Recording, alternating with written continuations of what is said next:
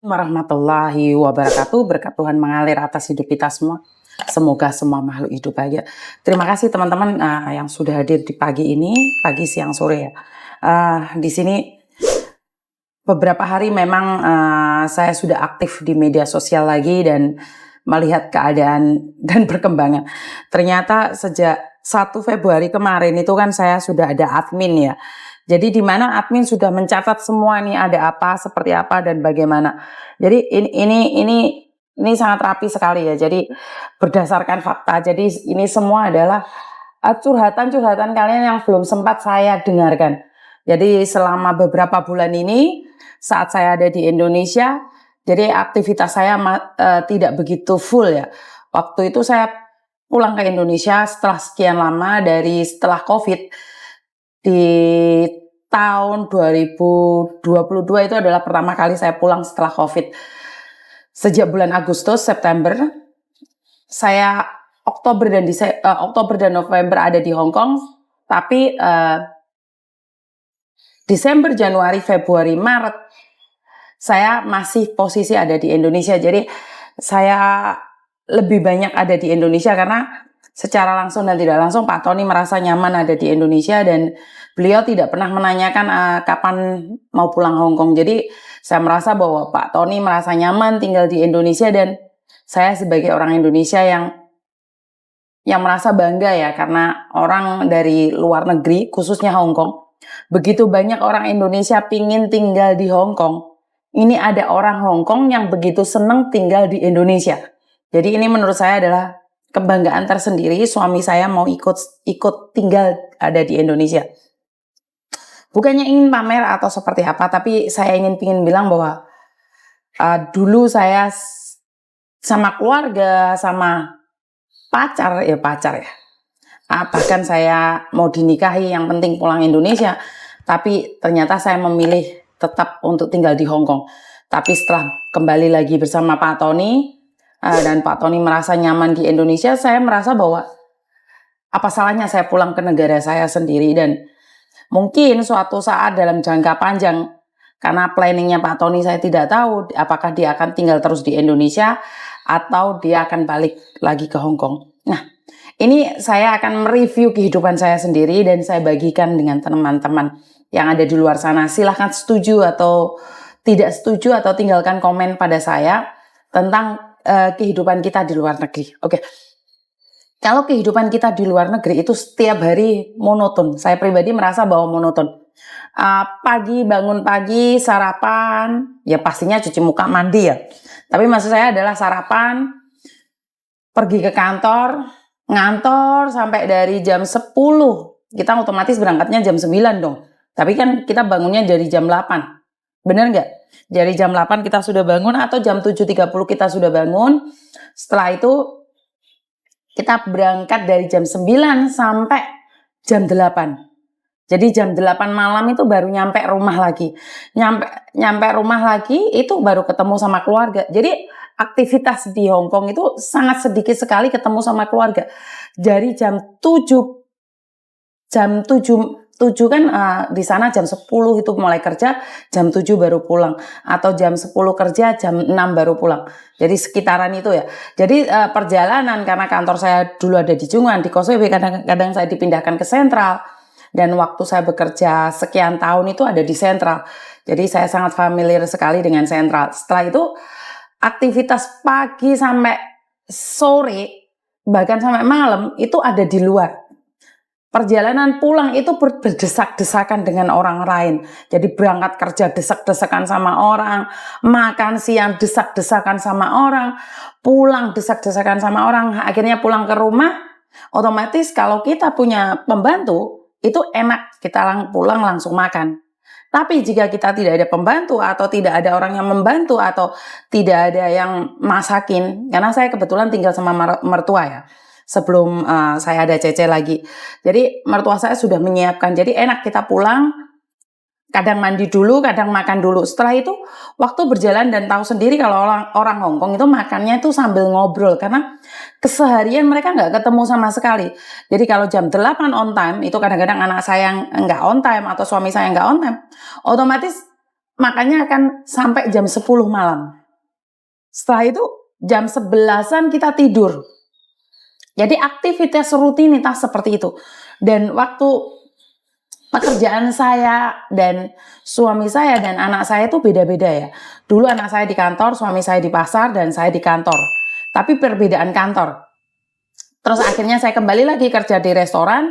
Nah ini membuat gonjang-ganjing. Di mana suami saya sudah bangun, saya masih tidur. Suami saya sudah tidur, saya bangun. Masih belum pulang. Jadi ada gesekan-gesekan yang dimana waktu kita tidak sama. Akhirnya Koko Thomas ikut ke saya lagi, bekerja di restoran, dan saya sama Koko Thomas itu pulangnya jam 12 malam, sementara bapaknya udah tidur. Jadi kerja di Hong Kong itu sip-sipan ya Mbak ya. Jadi kenapa saya memahami kadang-kadang majikan itu under pressure, mereka punya masalah di luar sana, dibawa pulang, ya yang kena dampaknya adalah kalian. Jadi kehidupan saya waktu di luar negeri itu memang padat sekali ya. Jarang sekali bertatap muka dengan keluarga. Makanya kalau lebaran, kalau makan malam itu kayaknya kita wajib untuk saling menunggu. Karena hanya waktu-waktu itulah kita bisa berbicara. Atau hari-hari besar kita kan pasti ada yamcha, atau makan malam bersama, atau 1 minggu sekali ngumpul. Nah, kalau satu minggu sekali ngumpul itu yang ngeluh itu pembantunya, bener nggak kalian? Kalian sering kan kalau jaga nenek itu biasanya anak-anaknya ngumpul seminggu sekali. Dan perbedaan itu sangat mencolok sekali saat ada di Indonesia, di mana Indonesia suka-suka kamu. Apapun yang kamu lakukan adalah suka-suka kamu ya. Yang penting udah punya uang cukup di bank untuk makan. Dan kenapa saya bilang cukup untuk makan, kan rumah sudah ada, transportasi sudah ada. Jadi yang diperlukan saat di Indonesia adalah kebutuhan sehari-hari. Token listrik, atau bensin, atau pendidikan anak, dan juga untuk makan di Indonesia itu sangat murah sekali. Dan setiap hari itu bisa ngumpul.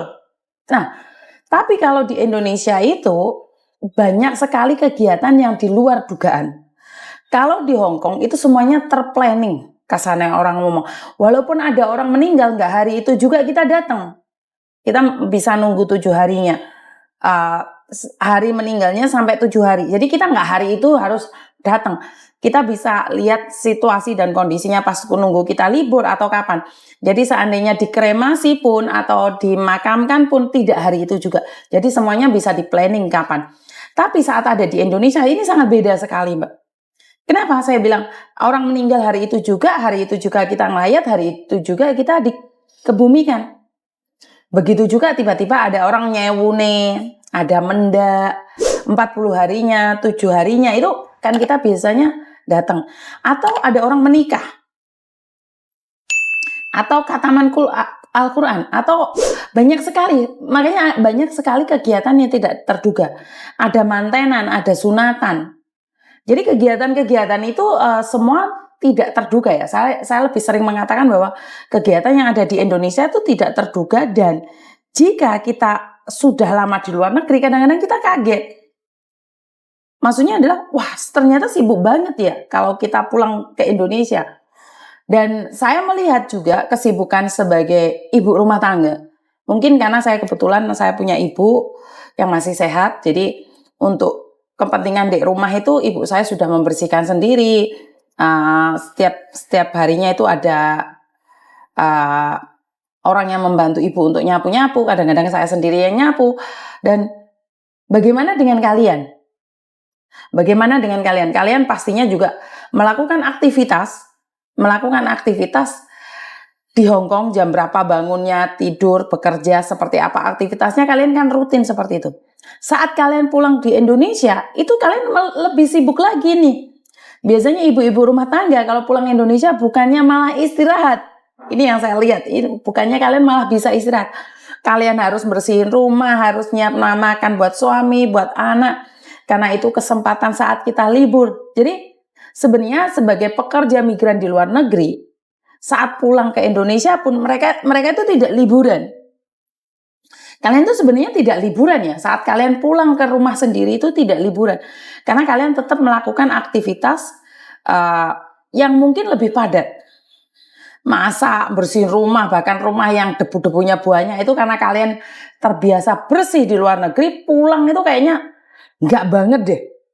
Akhirnya kalian nyuci, bersihin semuanya lebih lagi. Jadi kita sebagai perempuan itu tidak pernah berhenti untuk bekerja. Karena kita sebagai perempuan ingin menyenangkan keluarga kita. Kalau dipikir-pikir, capek juga loh jadi perempuan. Tapi saya bangga menjadi perempuan. Kenapa? Karena laki-laki tidak mampu melakukannya. Saat kalian ada di luar negeri, rumah kalian gak akan sebersih saat kalian ada di Indonesia. Bener gak sih? Ayo katakan sama saya. Atau tinggalkan di kolom komentar. Apa yang saya sampaikan bener gak? Kebanyakan dari kita itu setelah pulang itu tetap melakukan aktivitas yang ada. Jadi untuk sementara itu aja dari saya. Kurang lebihnya saya minta maaf. Dan pesan saya buat ibu-ibu rumah tangga, jaga kesehatan itu sangat penting, kesehatan tubuh ataupun mental, karena saat kalian pulang Indonesia pun kalian masih tetap harus menjaga mereka, menjaga keluarga kita. Saat kita di luar negeri kita menjaga majikan kita, tapi saat kita pulang ke Indonesia pun kita harus menjaga keluarga kita. Jadi itu aja, dan wassalamualaikum warahmatullahi wabarakatuh. Berkat Tuhan mengalir atas hidup kita semua. Semoga semua makhluk hidup bahagia dan terima kasih. Bye-bye.